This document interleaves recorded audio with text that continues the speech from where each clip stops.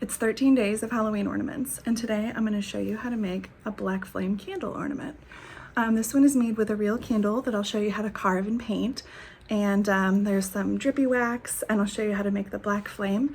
The base is a Christmas ornament topper, and this has a clip on the base of it so you can clip it onto a branch. So let's get started.